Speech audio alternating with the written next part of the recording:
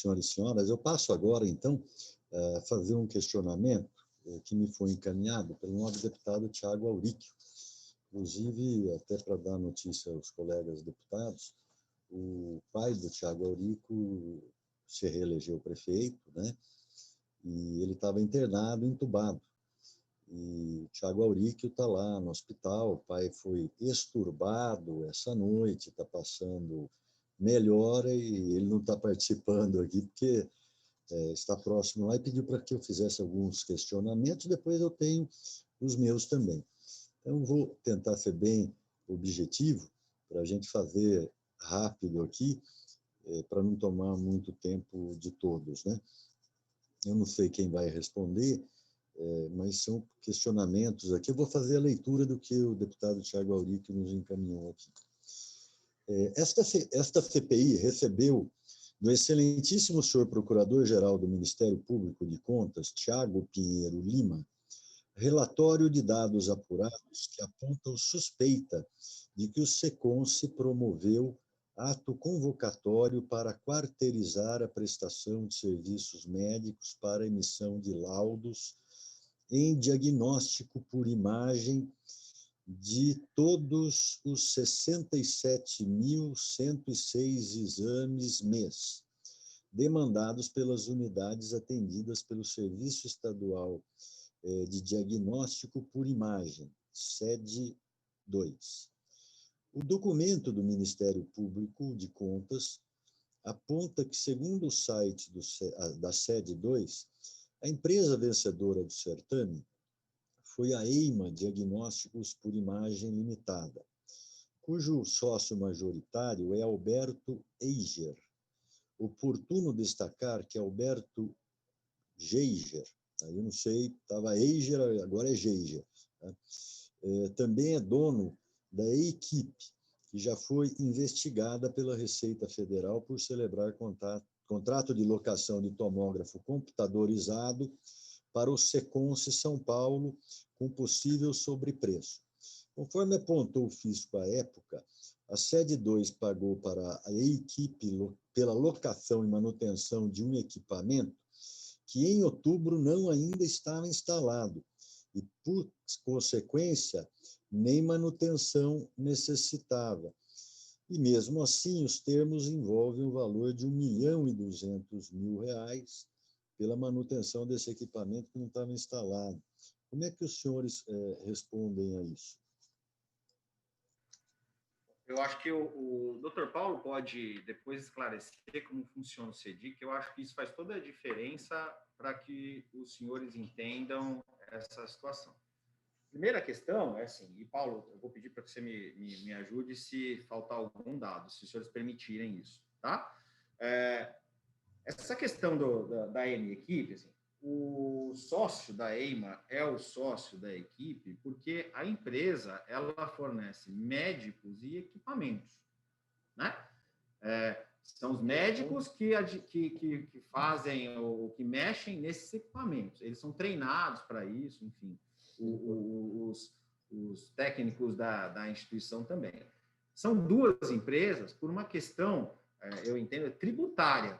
Uma presta serviços médicos, né, e recolhe os tributos nessa condição. A outra fornece locação de equipamentos e também colhe seus tributos nessa condição. Então, essa é uma questão tributária da empresa. Eu reputo que não há qualquer, a princípio, né, qualquer ilegalidade em relação a isso. A segunda coisa é essa questão da quarteirização, né? Se os senhores me permitirem passar a minha visão disso, de quem está deste lado da ponta, na mesa, aqui, né, na ponta, né? A mesa é redonda de todos nós queremos as mesmas coisas, mas no dia a dia aqui, a gente percebe que os médicos têm uma predileção por se constituírem em equipes médicas para fazer o seu trabalho médico ali na ponta. Isso não é o SECONSE que escolhe. Isso é o mercado. Tanto é que nós temos médicos CLTs quando é possível essa contratação. Quando não é, elas são equipes médicas, né?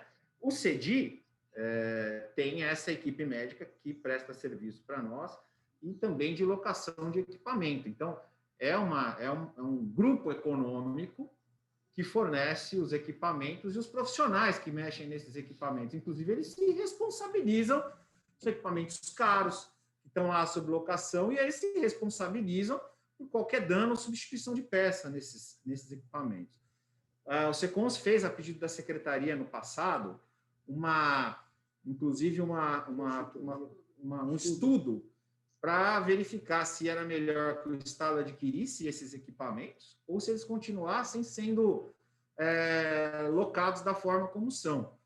Se os senhores quiserem, depois a gente pode também encaminhar esse estudo, e o estudo que foi feito foi justamente no sentido de que é melhor a alocação desses equipamentos, até porque cabe a eles a atualização do parque tecnológico sempre, o conserto desses equipamentos sempre, a manutenção, do que adquirir um bem do Estado que em 5 anos, talvez menos, vai ficar obsoleto, ou que a operação disso, a troca de eventualmente uma ampola, que é cara, ampola de um tomógrafo, ela fique a cargo do Estado para licitar, e, enquanto isso, infelizmente, as pessoas ficam sem atendimento, né? Com relação a essa questão da MD Equipe, existia um inquérito civil que verificava esta situação, e ele foi, inclusive, recentemente arquivado, porque foram prestadas todas as informações, e o excelentíssimo promotor que cuidava do caso entendeu que não havia nenhum ato de improbidade, nenhuma irregularidade, e ficou comprovado que todas as locações, que todas as operações da MD Equipe são regulares dentro do que foi mostrado no inquérito civil. O senhor precisa de mais algum complemento? Eu acho que, deputado, se o senhor me permite explicar um pouquinho o que é o CEDI. Tá? O CEDI é o Serviço Estadual de Diagnóstico por Imagem. Esse equipamento ele foi criado pela Secretaria Estadual em 2010, se eu não me engano. Tá? No início, nós tínhamos 2 equipamentos, depois são três contratos diferentes. Então, nós temos o CEDI 1, o CEDI 2 e o CEDI 3. O Secons é o gestor do CEDI 2. O CEDI 2, por sua vez, faz o fornecimento e a gestão dos serviços de diagnóstico por imagem em várias unidades do Estado de São Paulo, em vários hospitais e vários ambulatórios, não só geridos pelo próprio Secons, mas hospitais de outras entidades. Já trabalhamos com o pessoal de Santa Catarina, com Santa Casa, com HC, agora estamos com o Sejan em algumas unidades, com o AME de São João da Boa Vista, AME de Araçatuba, que são outras entidades. Então, é o equipamento que fornece o quê? Fornece laudo de exames de imagem.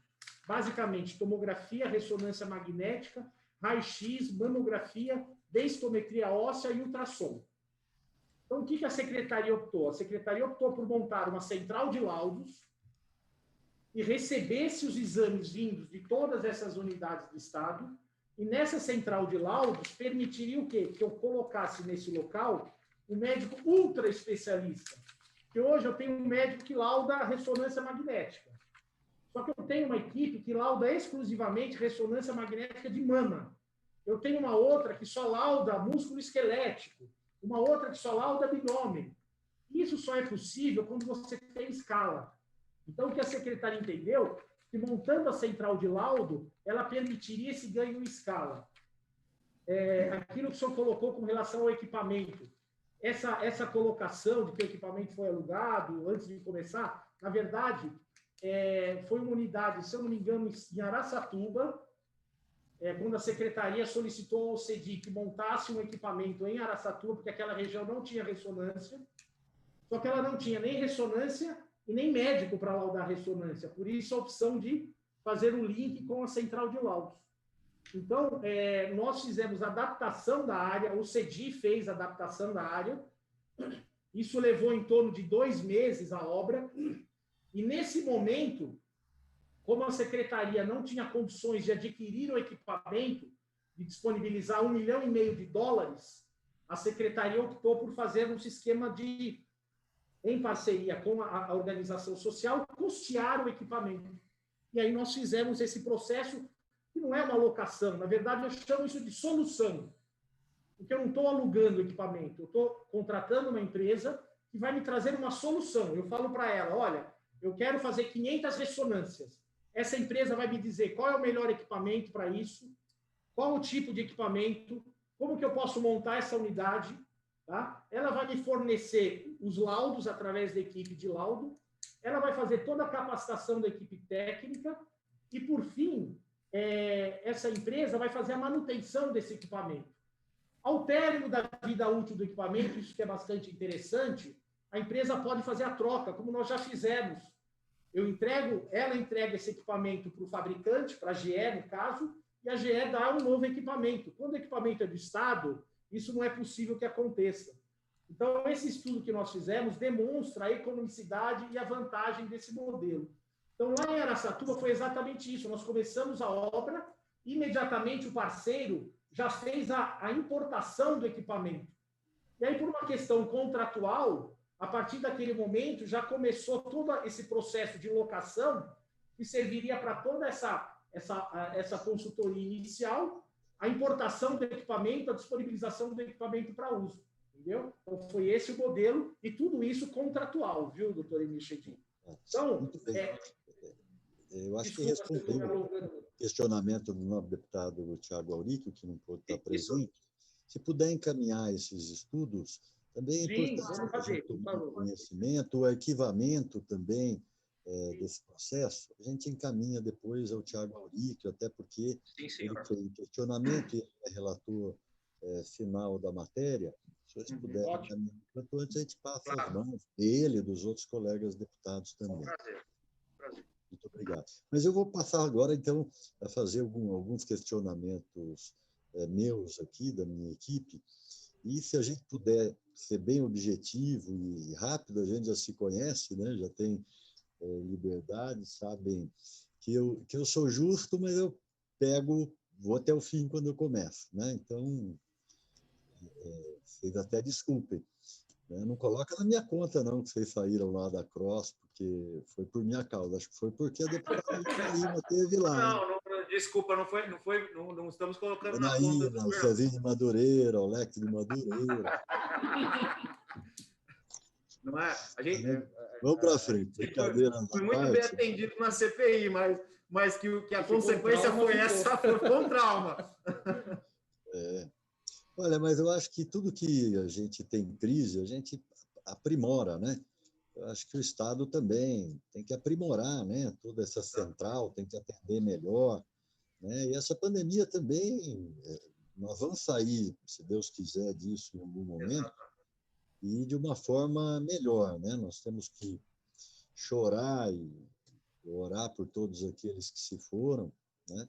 Mas também traz mudanças, né, de conceitos, de paradigmas, da cultura, muitas vezes, né? Eu queria aproveitar a oportunidade aqui, antes de perguntar as perguntas, antes de fazer o questionamento aos senhores, e dizer da nossa tristeza. Hoje nós tivemos, senhores, vejam, nós estamos com quase 170 mil mortos, né, nessa pandemia no país. São milhares. Por exemplo, Bragança Paulista, minha base eleitoral, é a cidade inteira que faleceu, teria falecido, caso fosse concentrado em uma única cidade, né, do país. E hoje aconteceu um acidente numa estrada lá em Itaguaí. O ônibus vinha de Itaí, transportando funcionários, e num acidente lá, uma colisão com um caminhão, faleceram 37 pessoas já. E temos mais feridos gravemente. Eu queria cumprimentar todas essas famílias, deixar os nossos sentimentos aos familiares e dizer que a gente vê um acidente desse que nos causa uma tristeza muito grande, né? Eram trabalhadores, uma empresa de jeans, funcionários que estavam indo trabalhar de Itaí, daquela região, para aquela outra cidade. E aí a gente fica vendo quantas pessoas morreram aí na pandemia, e parece que é normal, né, o que está acontecendo, as pessoas não têm tomado mais os cuidados. Mas nosso pesar lá, todos os familiares lá da cidade. Mas eu queria fazer rapidamente aqui os questionamentos, se os senhores puderem também ser objetivo para a gente concluir os nossos trabalhos aqui, não sendo necessário a gente dar uma prorrogada na sessão, se for o caso. Bom, vou lá. Duas perguntas, então, se a gente puder fazer um bate-bola. O termo aditivo número 2 de 2020 do contrato de gestão da CROSS, que prorrogou o prazo por mais 12 meses a partir de 3 de agosto de 2020, com cláusula resolutiva, já foi rescindido? Sim ou não? Ainda não, Excelência. Não. O fato do SECONS ter permanecido no gerenciamento da CROSS, a Central de Regulação de Vagas Estadual, por uma década, e nesse mesmo período ter mantido contratos para a gestão de outros serviços de saúde, tais como AMES, unidades, estas que demandam vagas das gerenciadoras pela CROSS, no entendimento dos senhores, não gerou nenhum conflito de interesse? Ou seja, ter a mesma entidade cuidando da distribuição de vagas e dos hospitais não representa um risco de manipulação do sistema em favor de suas próprias unidades? Esse questionamento é ao senhor e a qualquer um que a gente estaria fazendo aqui, né? Principalmente que nós vamos fazer para a SPDM daqui para frente. O que os senhores acham disso? Deputado, absolutamente não. Estou sendo bem honesto com o senhor, tá? E, como eu falei anteriormente, o sistema de gestão ambulatorial é um sistema independente, tá? Onde a distribuição de vagas é feita e as unidades fazem o agendamento direto. Com relação à regulação de urgência e emergência, é feita por médicos contratados, todos respondem eticamente pelo que estão fazendo, então isso não ocorre. E vou dar um exemplo maior para o senhor. Em Sorocaba, existem 2 hospitais estaduais, o Conjunto Hospitalar de Sorocaba, gestão do SECONS, e o Hospital Novo Regional Adib Jatene, gestão da SPDM. Nós, do CHS, recebemos muito mais vaga zero e pacientes encaminhados da CROSS do que a SPDM no Hospital Adib Jatene.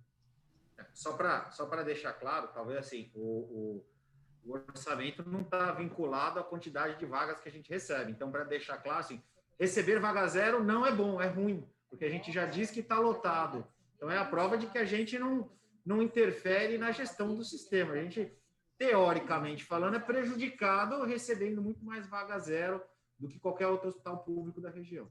E, além do que, doutor Chedi, existe todo um referenciamento de vagas que é feito pelas coordenadorias, tanto do município como do estado.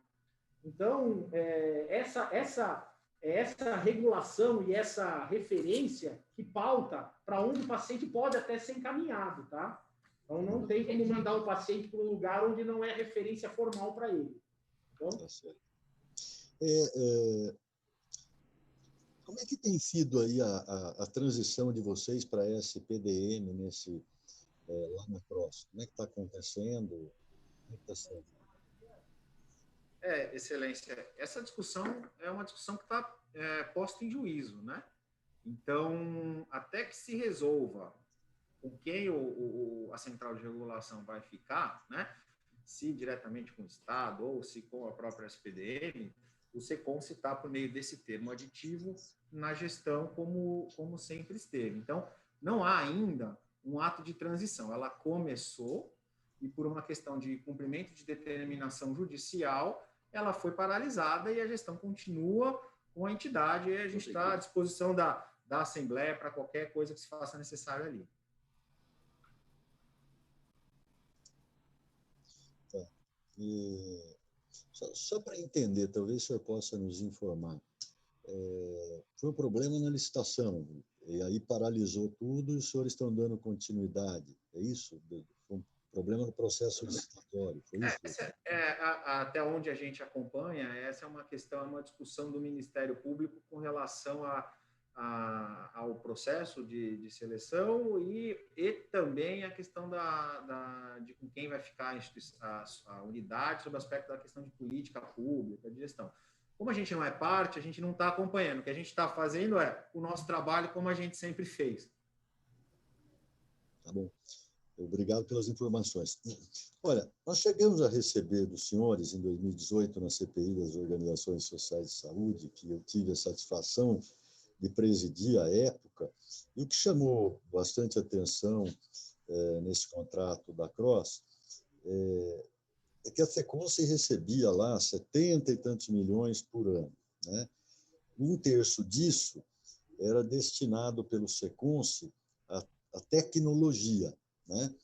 Então, a pergunta sobre isso, e que o detalhe, a sociedade de dono dessas empresas também foi coordenador de gestão de contrato da Secretaria de Saúde de Estado, né? Isso foi um tema bem debatido, até porque entra, sai secretário é presidente de uma OS, aí ele vai para o governo, não tem nem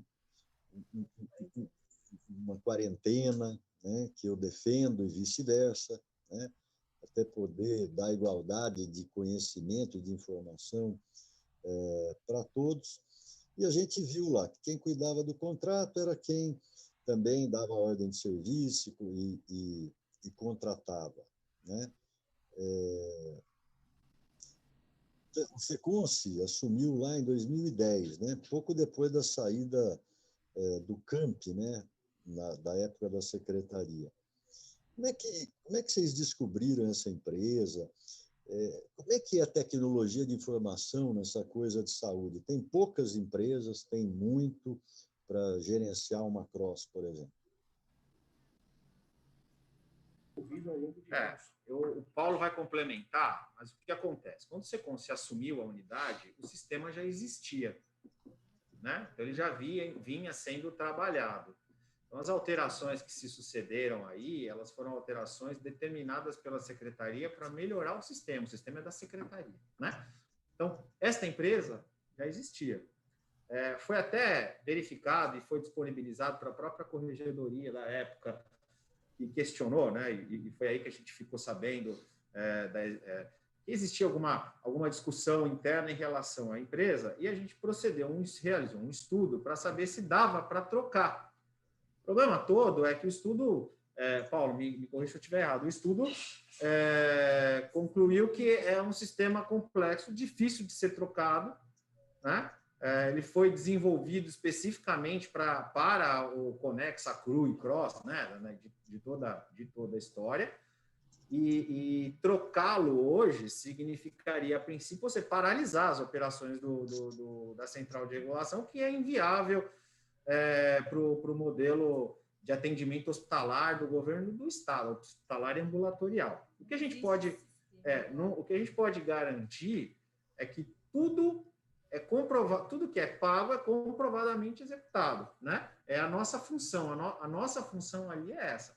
O sistema, a gente já assumiu a unidade com ele existindo, tá? E assim, o doutor Emílio, desculpa, o sistema da CROSS é um sistema único, tá? Ele não é o que nós chamamos de sistemas de prateleiras, né? Onde eu posso contratar uma empresa, ela vai lá e implanta o sistema. Ele foi, ao longo desses 10 anos, sendo aprimorado, sendo implantado, sendo aumentado, sendo melhorado, e hoje, realmente, eu acho que isso é uma situação com a secretaria, mas é um sistema que ninguém no mundo tem alguma coisa parecida para substituí-lo. Lógico que pode ser desenvolvido, pode, mas hoje eu acredito que o custo para se desenvolver um sistema com todas as funcionalidades que ele tem é algo inimaginável, visto que isso foi feito e desenvolvido ao longo de uma década. Então, realmente tem essa particularidade, não é um sistema que possa ser substituído. E aí, só complementando, isso é uma questão de política pública, né? Isso fica com uma discussão da secretaria, com vossas excelências. O que a gente pode garantir é O que a gente faz é o que está previsto lá no contrato, a gente faz da melhor forma possível e está lá na gestão enquanto se decide com quem a gestão fica. Muito bem. Eu vou dar continuidade aqui, porque é importante esses esclarecimentos, né, que ficaram lá da CPI, Claro. também para agora. A gente vai tornando público, até para os colegas que não participaram daquela CPI, tomem conhecimento, até porque nós estamos finalizando aí os relatórios e tal, é importante deixar claro e transparente tudo que a gente ouviu dizer, o que chega até a gente, né? E é importante a presença de vocês, diferente da SPDN, que não quis dar satisfação nenhuma, ainda manda uma carta mal criada aqui para a CPI, que depois eu vou fazer a leitura aqui, como eu fiz da denúncia que recebemos, vamos dar também o mesmo direito de ler aqui o que eles fizeram. Vou dar sequência aqui para a gente ser rápido. No ano de 2018, a Receita Federal promoveu uma fiscalização tributária no SECONS. E, no final, representou a Promotoria de Justiça Público e Social para que apurasse fraudes na execução de contrato de gestão, contratação irregulares, lançamento de despesas não incorridas, fiscalização do responsável primário, prejuízo ao erário e enriquecimento ilícito.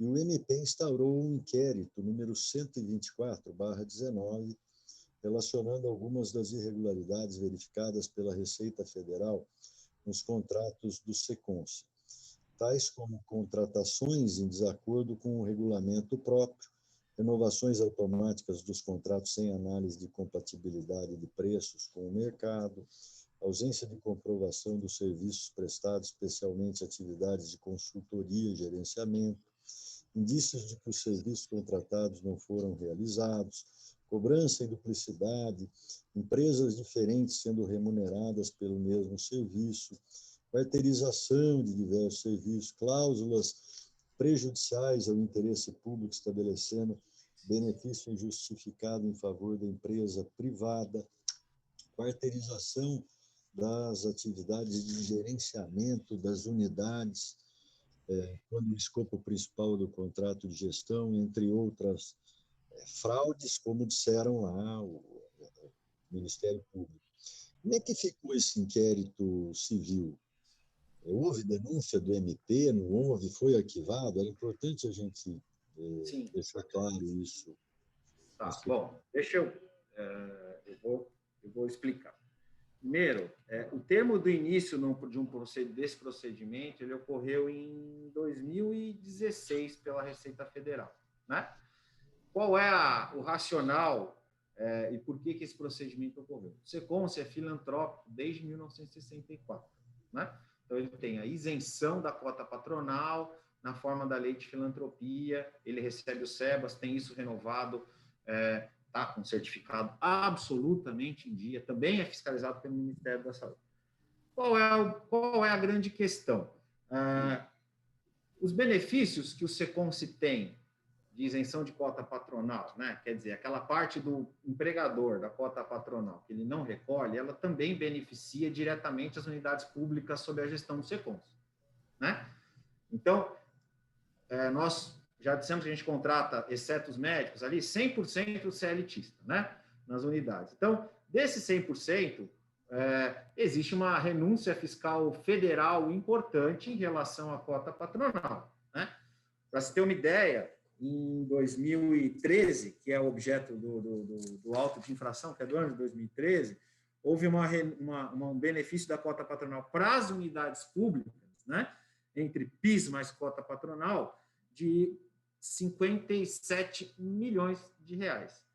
Então, a Receita Federal tem, obviamente, existe no bom sentido, não quero entrar em juízo de valor, mas uma guerra fiscal, porque esse benefício, ele é um benefício dado pelo governo federal e que beneficia as unidades do Estado. Quer dizer, menos 57 milhões naquele ano foram gastos pelo governo do Estado na gestão desses hospitais, porque o SECONS, que era filantrópico desde 1964, economizou isso na cota patronal para aqueles hospitais. Isso é comprovado, isso está em balanço, e isso é demonstrado para a Receita Federal, porque eles têm controle de absolutamente tudo isso. Bom, doutor Pedro, houve a denúncia do MP, foi encerrado. Deixa eu só explicar o racional disso, para o senhor entender, porque é um bom momento para a gente explicar o que aconteceu, né?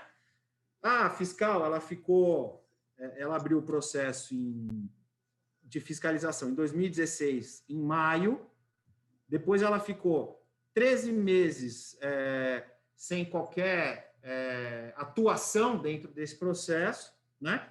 Pediu mais algumas informações em 17 e ela percebeu que em 2018 decairia o direito de autuar se ela não fizesse o lançamento como ato de improbidade. Estou dizendo exatamente o que aconteceu, de maneira absolutamente transparente. Então, se ela, no final, lançasse um auto de infração puro e simples, até me corrija, professora, se eu estiver errado, ela só teria dezembro ou novembro e dezembro para autuar.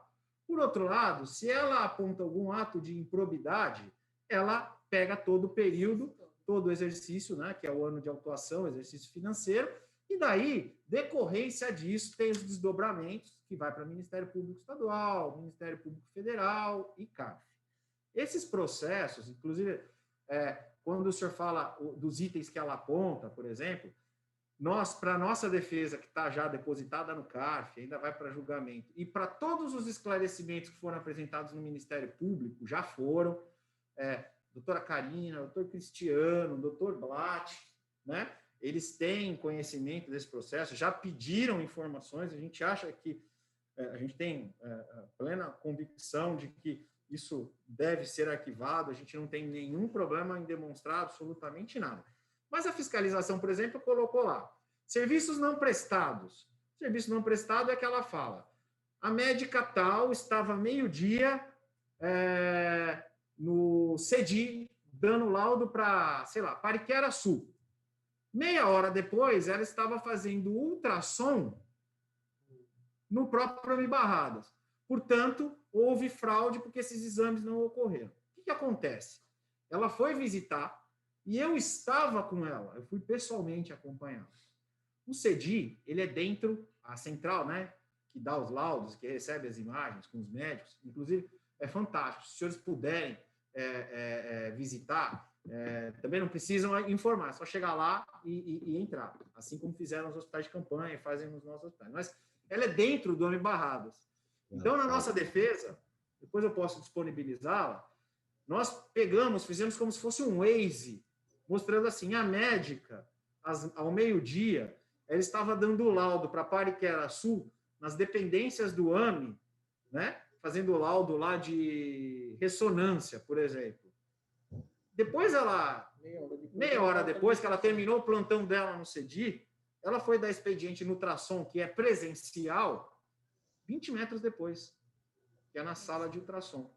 Então, o que a gente acha? Não acho que houve uma fé da fiscalização. Mas, assim, existe uma discussão importante de renúncia fiscal, né? Ela perdeu, com todo respeito, ela perdeu o prazo aí em algum momento para lançar, e entendeu errado algumas coisas por N motivos e que estão explicadas lá, que foram explicadas para o Ministério Público agora. Então, os processos, os inquéritos estão ainda em curso. A gente acha que todas as informações solicitadas foram prontamente apresentadas, estão no Ministério Público, a gente acha que isso vai ser resolvido. Para você ter uma ideia da renúncia fiscal, entre 2013 e 2020, até o último mês, a renúncia fiscal federal em favor exclusivamente das unidades públicas sob gestão do SECONS, né, a isenção da cota patronal, chegou a quase 800 milhões de reais. Então, é importante dizer o seguinte, eu não estou reclamando não, mas o SECONS, ele tinha uma facilidade, até por conta da sua natureza filantrópica, de renovar o certificado no SEBAS, que foi se tornando mais difícil e complexa depois dos hospitais sob gestão, né? Porque a renúncia fiscal, a isenção da cota e do PIS passou a ser uma renúncia fiscal importante para o governo federal. Então, é por isso que nós estamos nessa situação. Obviamente que a gente acredita que isso vai ser, no CARF também, julgado a nosso favor, porque a gente contratou uma empresa de auditoria, tá? Independente, para fazer análise do auto de infração. Isso foi protocolado lá e a gente acredita que isso vai ser esclarecido. Obviamente, é um direito da Receita Federal, uma obrigação da Receita Federal questionar isso, né? Óbvio, tem questões ali que são absurdas. Essa questão de duplicidade de pagamento, de empresas em duplicidade, ela também confundiu, e aí a gente explicou exatamente como explicou para o senhor, entendeu? A questão da M da equipe, na verdade, é realmente o mesmo grupo econômico, porque a pessoa que administra o médico para fazer, ela fornece a alocação lá do equipamento, e isso está claro. Os processos têm cotação, os processos foram apresentados e a gente espera que isso seja resolvido. Eu espero ter sido claro com isso. Não foi importante, acho que se o senhor puder encaminhar depois a defesa que foi feita, até para a gente deixar aqui, claro, colocado aqui, prazer. E aí vai uma pergunta que veio aqui. Depois disso, os senhores deixaram de contratar alguma empresa em função dessa fiscalização da Receita, que entende de forma diferente de vocês a renúncia, ou não? Excelência, absolutamente nenhuma. Nós continuamos contratando. Os nossos processos, inclusive, se o senhor quiser ter acesso, tem um sistema chamado Bionexo, que é um sistema público de contratação. Os processos de seleção das empresas são depositados lá. Os processos de seleção de qualquer insumo que a gente tem são depositados lá. Nós temos plena convicção de que o que foi feito foi correto. Se a Receita Federal interpretou mal, se é uma discussão em decorrência da renúncia fiscal, de guerra federal entre governo federal e Estado, isso nós vamos provar que... Tem que discutir. A gente vê problemas aí que é brincadeira. A empresa vai lá, paga o que deve, e depois o débito aparece de novo, vem cobrança. Exato. Estamos no meio desse fogo cruzado, mas a gente espera sobreviver. Ainda bem, tem bons advogados, boas pessoas para fazer essa discussão. Naquela época, doutor, tinha alguma irregularidade também que foi apurada de subcontratação de empresas de próprios dirigentes aí do Seconce, né? Como é que ficou isso? Ainda existem esses contratos? O senhor quer que eu cite os contratos? Não, pode deixar que eu explico. Olha só, primeira coisa que a gente tem que explicar. Parece que tem um dirigente que tem um contrato com o dirigente. Isso não ocorre. Na verdade, o dirigente era contratado para ser dirigente via pessoa jurídica. Isso depois, até para evitar problema no Tribunal de Contas, viraram uma CLT. Mas não existiu duplicidade de contrato, isso a gente mostrou. Inclusive, essas empresas que o senhor disse, elas foram fiscalizadas pela própria Receita Federal, que encerrou diligência fiscal sem sequer autuá-las.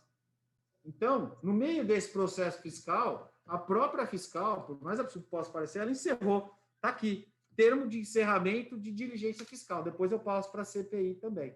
Tá? Então, não existia dupla contratação. Era contratação por pessoa jurídica, como se fazia na época aos dirigentes. Né?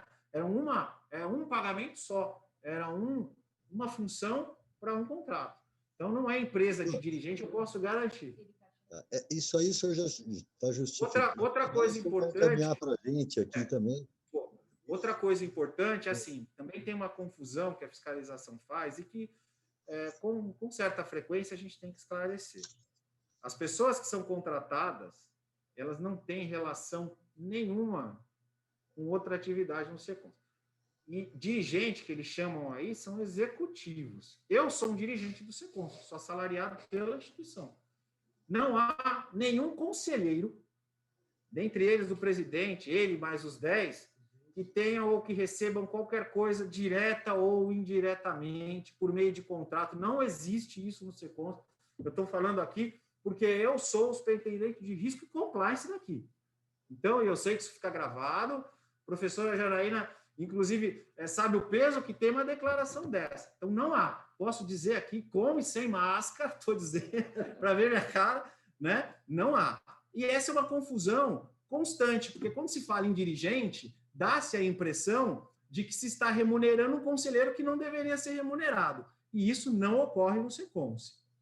As pessoas que recebem, como eu recebo pelo SECONS, são executivos aqui, né? Tem a responsabilidade, trabalham aqui. O superintendente Paulo, Andrés, eles trabalham aqui. Doutor Haru e os outros conselheiros que também são chamados de dirigentes, trabalham muito e não recebem nada.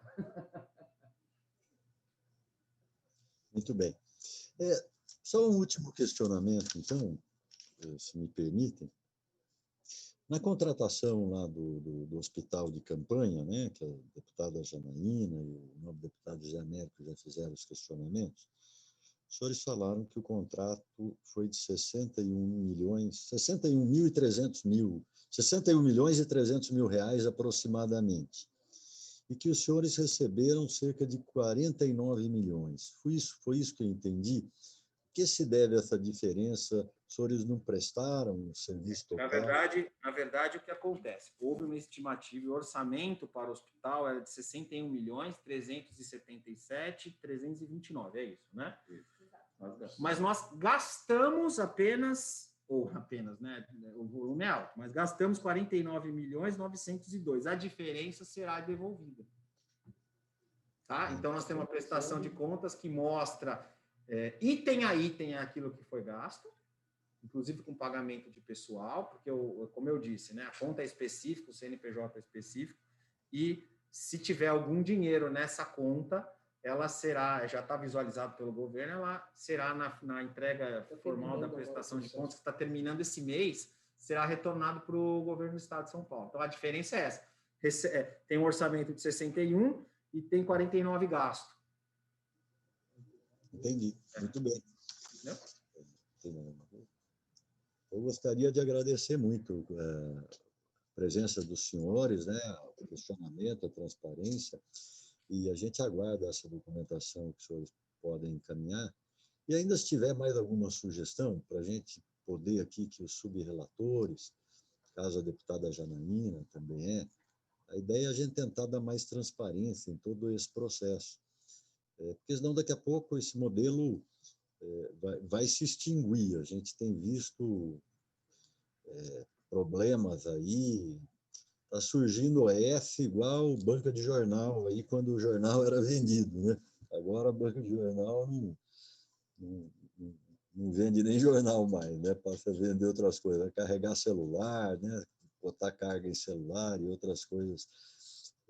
Mas foi só um exemplo que eu dei, né? O que a gente tem visto aí de empresas, né? Viraram empresas, a verdade é essa, tem dono, né? Tem dono, aí o OF contrata até casa de prostituição, é umas coisas que, não estou falando que são os senhores, isso aí é a imprensa que colocou, tem processo correndo. Então, a gente está percebendo o seguinte, o dinheiro está os recursos estão cada vez mais escassos. A gente precisa otimizar isso, precisa modernizar.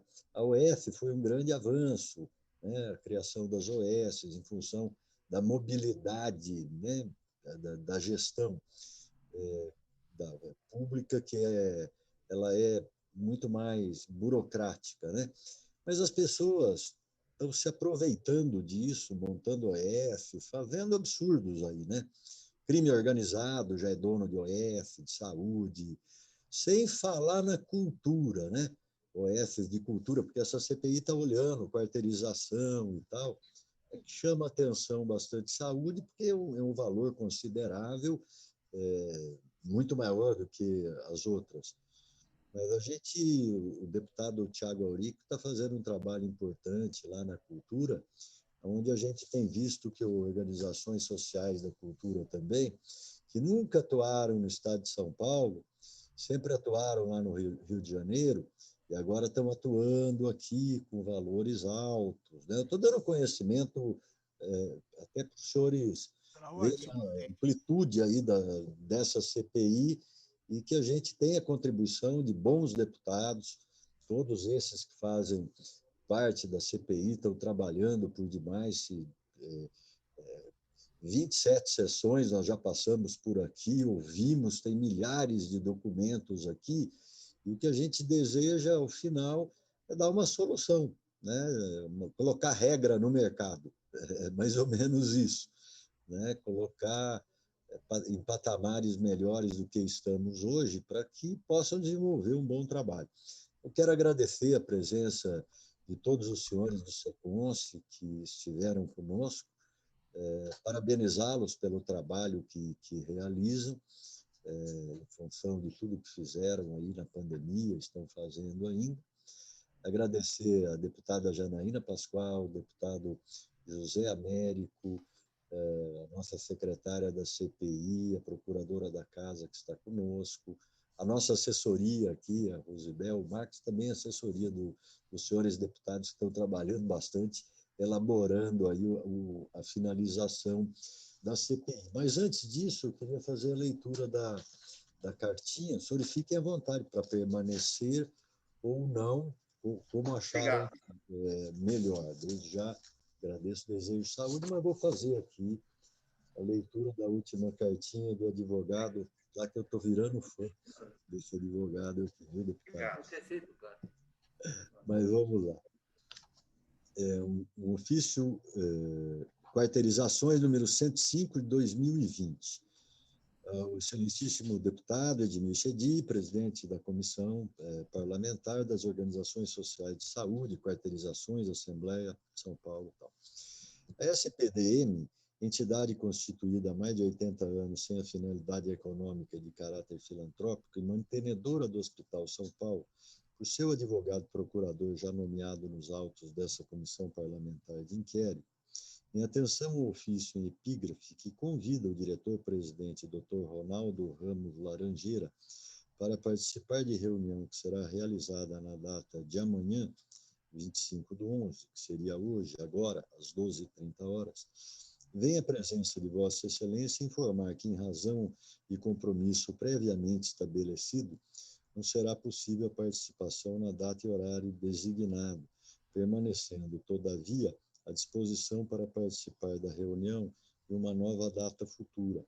Sem prejuízo de uma nova oportunidade, tem-se que a manifestação apresentada pela SPDM é capaz, por si só, de demonstrar e comprovar pelos argumentos e documentos a ela carreadas a completa improcedência da denúncia anônima, falsa, criminosa, trazendo em seu bojo documento falsificado, adulterado, criminosamente para criar situação de constrangimento e alarde, na tentativa frustrada de prejudicar e manchar a imagem da SPDM e de seus dirigentes. Já com relação à solicitação de encaminhamento de cópia do contrato de empréstimo tomado junto ao Banco Bradesco S.A., e que está prenotado na matrícula de imóvel pertencente à SPDM, Hospital São Paulo, entende-se data vênia que a sua juntada em nada contribuirá para dirimir eventuais dúvidas, uma vez que, de fato, a entidade possui referido financiamento, tal qual está gravado na respectiva matrícula reproduzida parcialmente na denúncia anônima, além de se tratar de um documento privado, firmado por entidades privadas.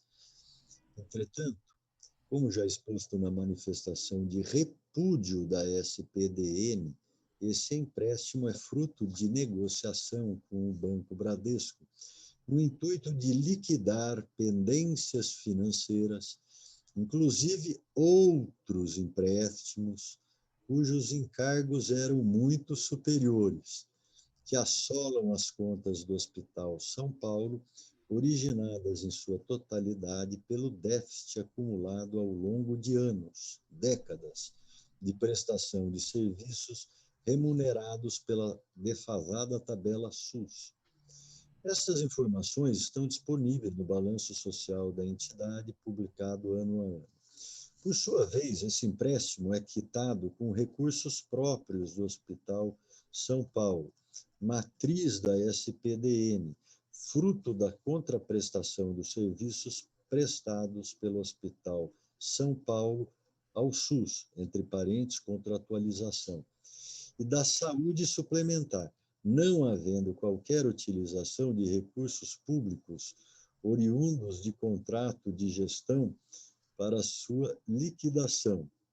Aliás, todos os contratos de gestão firmados pela entidade possuem, além de um CNPJ filial próprio, conta bancária específica, de modo a garantir a transparência e a incomunicabilidade entre tais fontes, além de serem auditados pelos órgãos públicos contratantes e pelo Tribunal de Contas do Estado. Nesses termos, reiterando integralmente a manifestação apresentada pela SPDM, que espera seja disponibilizada a todos os membros, colocamos-nos à disposição, reafirmando os votos de elevada estima e respeito por Vossa Excelência e pelos trabalhos desenvolvidos nessa Comissão Parlamentar de Inquérito, São Paulo, 24 de novembro, doutor Anderson Viar Ferrarev, que assina a carta aqui da SPDM, que já noticiei a Vossa Senhoria. Bom, para explicar àqueles que nos veem, nos ouvem agora e estão acompanhando, a SPDM, numa reunião de ontem, nós recebemos uma denúncia de um empréstimo de 140, uma denúncia que já foi colocada aqui para todos, e a SPDM fez um ofício, respondeu, nós aqui, com todos os deputados presentes ontem, falamos, olha, seria melhor ouvi-los, até para eles poderem dar transparência no que eles querem, explicar o contrato de empréstimo, explicar se o contrato vai atingir o Estado de São Paulo, esse déficit de onde vem, como ele vai ser pago, porque se é uma organização social, como é que ela recebe para fazer o trabalho. Normalmente aqui no Estado recebe antecipado. E ela vai acumulando dívida, isso quem vai acabar pagando essa dívida mais tarde? E esses juros todos é pago nesse contrato, mais de 100 milhões de reais, quem vai pagar por isso? Né? Estão explicando ali, mas são recursos públicos, se não são diretamente do governo do Estado, são do SUS, pelo que eu estou entendendo. E abre aqui, senhores e senhoras deputadas, um debate que a gente tem que fazer é o seguinte: o S vai poder emprestar dinheiro em banco para quê? Para cobrir rombo. Por quê? Né? Se a conta tem que fechar. Eu acho que é um debate que a gente tem que fazer, já que a gente está olhando todo esse sistema, eu acho que a gente tem que se aprofundar. Mas era isso a comunicação que a gente tinha que fazer. Pela ordem, senhor presidente. Pela ordem, nova deputado Zé Amém. Não, acrescentando